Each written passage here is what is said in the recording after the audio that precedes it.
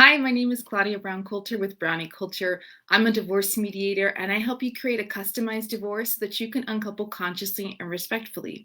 So, today we're going to talk about being prepared for mediation. Now, you could probably Google that and find a whole bunch of things. Have your financials ready, think about a parenting plan, know what your assets and debts are, have your taxes, have all of these things. But one of the things that people don't prepare you for is no one talks about being prepared for the worst. A lot of times we think, well, the worst is we're going to end up in court. But that might not necessarily be what you think is the worst. So, one of the ways to get prepared for mediation is to think about what's the best thing that could happen? What if my ex said X, Y, and Z? Oh my gosh, this would be so easy. Boom, boom, boom. Sign the agreement. We are done.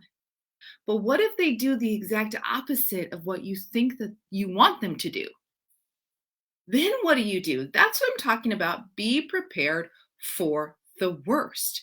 If they tell you something you absolutely hope will never come out of their mouths, you need to be ready for it. Because if you are not ready for it, how are you going to negotiate? How are you, if you feel like you've been painted in a corner, how are you going to paint yourself out of that corner? So this is a really short video to help you think about those things. So the first thing I really want you to do is to think about, what are you worried about? What are you worried that your spouse is going to do? What are you worried that they're going to surprise you with?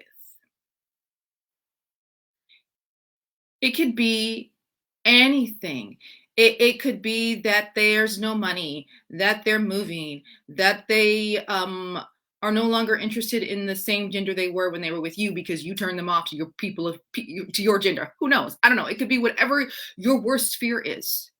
What are you worried about? And the reason I ask that, and I don't make light of it, I'm not making light of it. The reason I ask that is because if there's a reason you're worried about it, and the reason is somewhere in your subconscious, you know that they're going to do that. And you've convinced yourself that they're not going to do that, but you know they're going to do that because they have dropped enough hints to let you know that they're leaning that way, that they're going to do something that you absolutely don't want them to do. So let's say that they do that and they decide, you know what, I'm going to tell them that there's no money. So you get to the mediation and you don't know your financials, but you think that there's a whole bunch of money because, this and this and that. Oh, I don't know. And you get there and you find out there's no money. So then how do you negotiate from there? You have to think about, okay, if they tell me there's all these things, what am I going to do? How am I going to pivot in that negotiation? Am I prepared for that? Because otherwise, you're in mediation scrambling. You're wasting time because you are having an emotional reaction. Now, emotional reactions are not a waste of time, but being in a negotiation is not the time to have a reaction that way where you cannot get yourself under control. You have to have a level of control over your emotions so that you can make good and clear-headed decisions. You have to be clear-headed. And so the best way to be clear-headed is to be prepared. So you prepare for that and you figure out, what's the worst? Okay, if they come at me with the absolute worst, what am I going to counter? How am I going to respond? What am I going to negotiate then? That's what you do. This is how you prepare because you don't want to get blindsided. It's going to happen. And here's the thing, you know it's going to happen because you know them. And that's why you're not with them anymore, right? You know them, you know their proclivities, you know what they're going to do, you know that they're going to surprise you. So don't let them pull one more over on you. Don't let them surprise you. So the other thing is, you want to, once you figured out, okay, I'm really worried that they're going to want the kids full time, even though that makes no sense.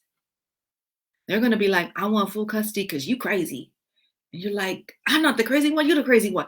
You got to be prepared, right? If that's your worst fear, then what you do is, if you're going through a divorce, it's really a good time to be in therapy, or if you're going through a major breakup, it's a really good time to be in therapy because you're talking to someone who is not emotionally involved in your situation. They are not going to go burn down your soon to be ex's house, right? They're not going to send them poop in the mail. They're not going to do any sort of crazy thing because they're like, that's my girl, that's my boy, don't you ever. They're professionals. They are not invested in your relationship. They are invested in you being your best self. That's the perfect type of person to take the situation to. So my therapist, her name is Kathy, and I'd be like, Kathy, blah, blah, blah, blah, blah. That's what I would do. You go to Kathy and be like, I'm afraid that my ex is going to do this. How can I prepare? Now, she might not be, or your therapist, he might not be able to help you with strategy, but they can begin to help you see things from a different perspective. And when you can see the situation from all sides, honey, that is powerful. You have power then because you're not going to be surprised. Now, it doesn't mean you can predict absolutely everything. That would be nice, but you're prepared just in case. You're prepared just in case. It doesn't mean that it won't still hit you. It won't still be like a sting, but you've already begun to know how to process your emotions. Or even if you can't process your emotions, there's another part of your brain that's got a strategy that you can then begin to implement. And as your mediator, I'm neutral. I can't help you come up with a plan like that. I can't be like, okay, this is what you're going to do. That's why you need a therapist, or you can work, you could see if you could get some unbundled services from an attorney, somebody who could be your advocate, because I'm the advocate of peace. I'm the advocate of reaching an agreement. So you have to then begin to advocate for yourself and find people who will help you think clearly. Nobody expects you to have it all together. Of course not. Of course not. And that's why when you go through this situation, you get help from others.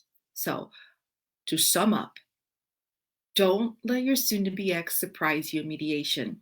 Think about all the good things that could happen, the best case scenarios. Think about the worst case scenarios and prepare a strategy for both so that you are ready and that you can rock your mediation and that you can walk out of there with a win-win. All right, I'm Claudia Brown Coulter. I'll see you next week. You guys have a great week. Let me know if you have any questions. I would love to chat with you. I'll talk to you soon. Bye.